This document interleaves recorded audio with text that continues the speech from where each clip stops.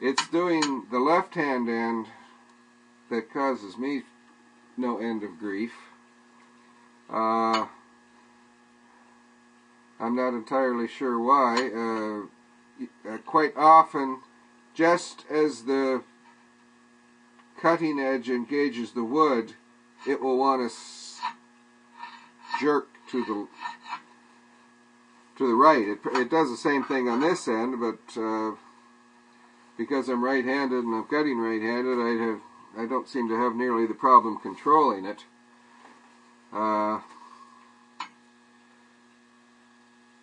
So the main thing is I just have to concentrate on the basics, having the bevel lined up and having the tool rotated slightly away.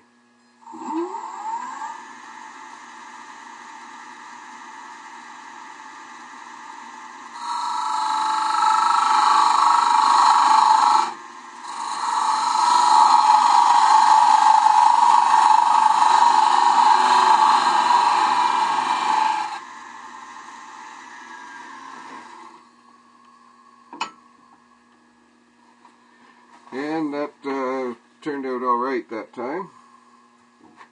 It's the left-hand end that usually gets me if I'm going to have a problem. So this is a little less than 6 inches long.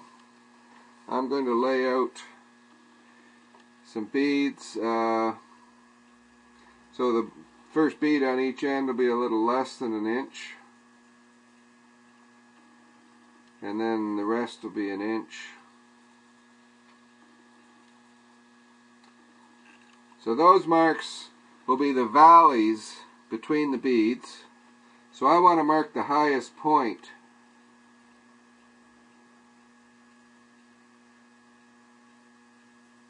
As well.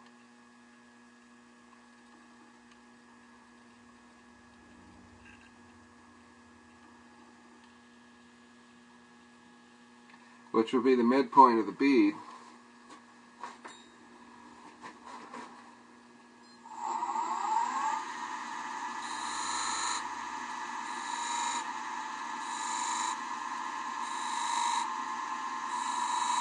Okay, so I'm making the valleys a heavy dark line.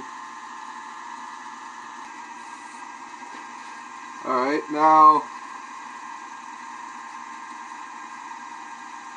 on each of these dark lines, I'm going to plunge to start a V-cut. Now that is one thing that this grind, it will go a lot deeper on that initial plunge than the other skews, because the initial plunge is not removing any wood. It's just cutting the fibers and then forcing them to the sides. Because this angle is so small in between the bevels, it's not having to push them as far to the sides. So the edge is straight. I'm straight away from the cylinder, and I just rotate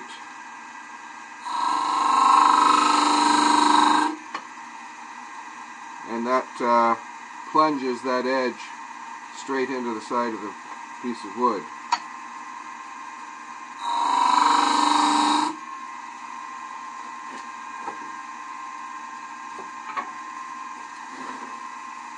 Now with this skew, with the much wider angles, I'm not going to be able to go nearly as deep.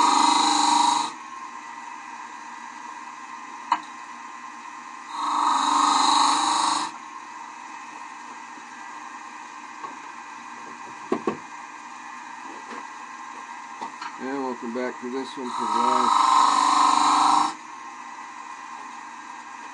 Okay, so that initial plunge establishes where the valleys are going to be. For the V-cuts, they're similar to a facing cut. I want to swing the tool over so that this bevel is basically parallel with the cut I want to make.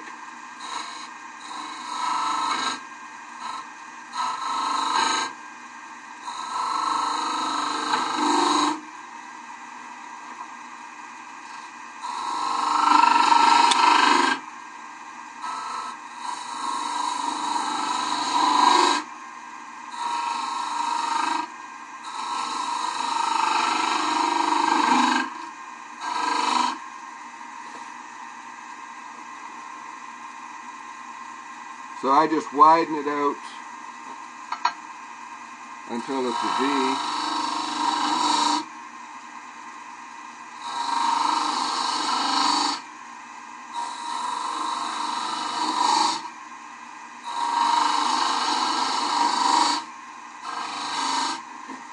Ideally, the bottom of that V cut should be the same depth all the way along.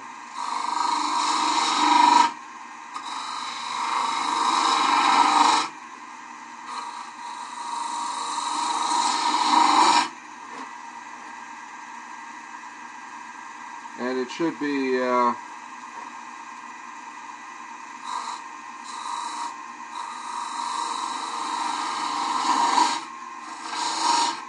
and the point of that V should be right on that on the original line.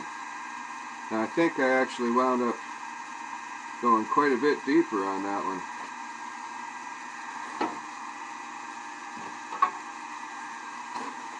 And if I'm using this skew,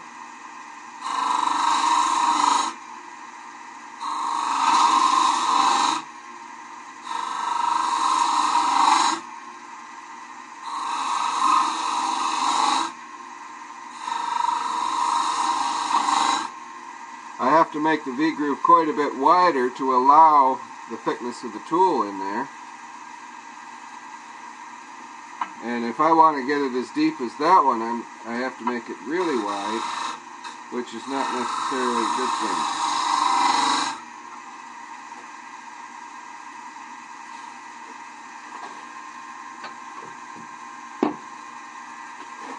So now we'll go back to this one for the...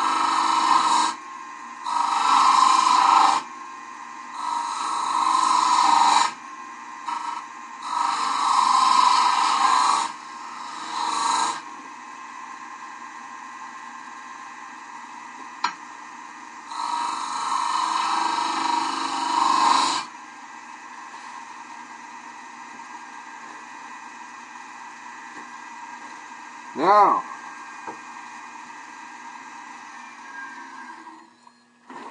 rolling beads. I personally find it much more difficult to roll beads on a piece that's that big around, or if the bead is large radius, as compared to a small bead on a chair spindle or a finial or something. The larger the workpiece and the larger the radius of the bead, the harder it is for me to cut. So, basically, I'm going to have my finger hooked behind the rest. I'm going to have a good grip on the skew with my left hand. I'm going to have the skew angled slightly back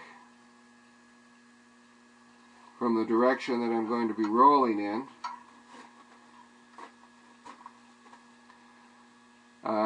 As I start the cut, I'm going to start with the bevel rubbing and then ease the tool back and keep lifting the handle until this corner starts to take a cut. Once that starts to make a cut, I need to roll the chisel or roll the skew and traverse it at the same time.